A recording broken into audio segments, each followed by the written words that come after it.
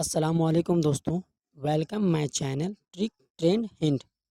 दोस्तों, आज हम लोग डेली यूज सेंटेंस में जानेंगे कुछ शॉर्ट सेंटेंस, वैसे छोटे छोटे सेंटेंस जो आपको बात करने में मदद करेगा।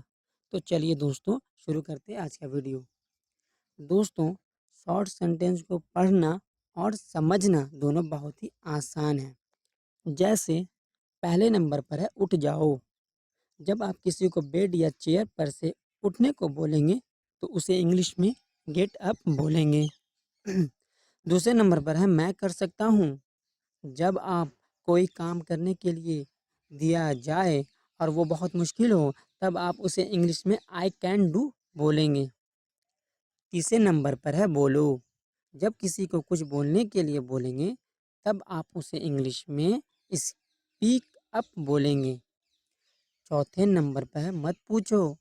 जब आपसे कोई कुछ पूछे और आपका मन ना हो बताने का, तब आप उसे इंग्लिश में डोंट आस्क बोलेंगे।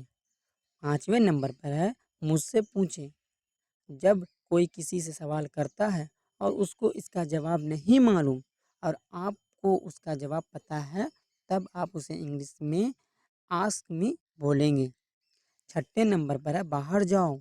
जब आप किसी को घर से या रूम से या क्लास से बाहर जाने को बोलेंगे, तब आप उसे इंग्लिश में गेट आउट बोलेंगे। सातवें नंबर पर है कम से कम।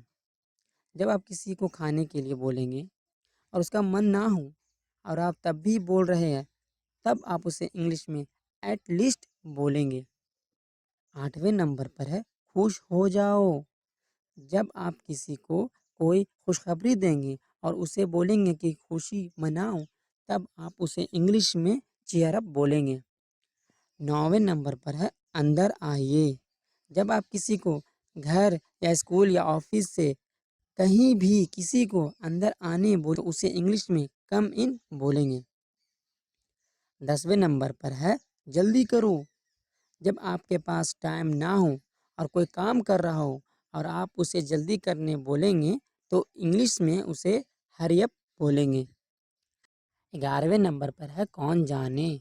जब आपसे कोई किसी चीज़ या किसी के बारे में बताए या पूछे और आपको सही सही पूरी बात पता ना हो, तब आप उसे इंग्लिश में हु नो बोलेंगे। 12वें नंबर पर है थोड़ा भी नहीं।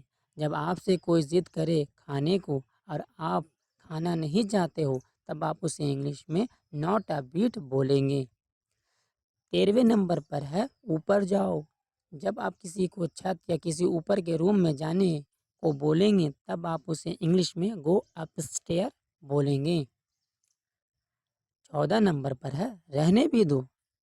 जब आप किसी को कुछ करने बोलो और उससे ना हो, तब भी वो कर रहा हो, तब आप उसे इंग्लिश में फॉरगेट इट बोलेंगे।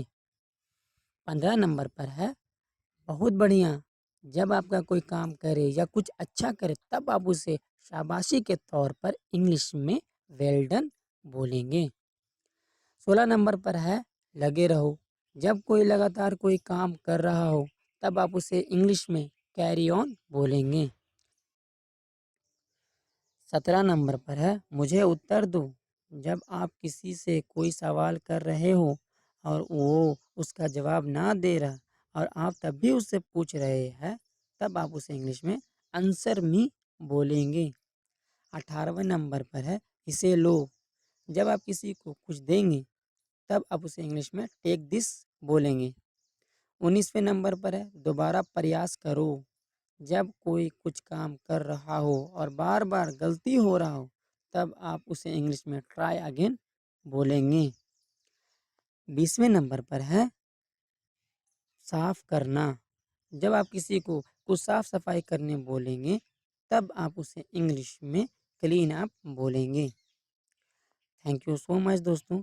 अगर आपको ये वीडियो पसंद आया, तो आप ज़्यादा से ज़्यादा शेयर करो और इस वीडियो को लाइक और कमेंट करके ज़रूर बताना कि आपको ये वीडियो कैसी लगी। शुक्रिया।